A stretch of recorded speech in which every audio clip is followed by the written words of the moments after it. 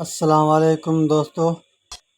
हमारे चैनल को सब्सक्राइब कर दें और घंटी वाला घंटे का बटन दबा दें और लाइक भी कर दें। ये 12 वोल्ट चार्जर मैंने बनाया है।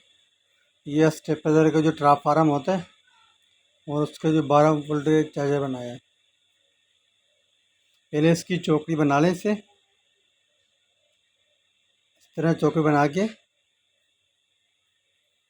फिर ये विशेष का लगा दें 450 वोल्ट।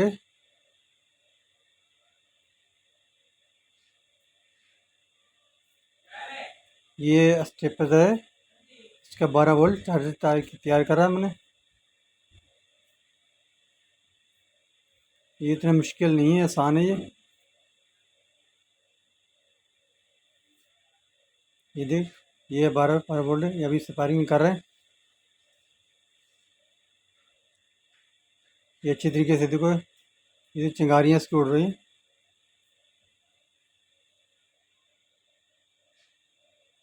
ये एक माइनस, ये जमा का निशान मैंने लगा दिया।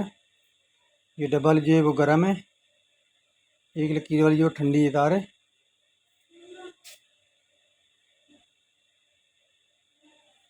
खुदा हाफिज़।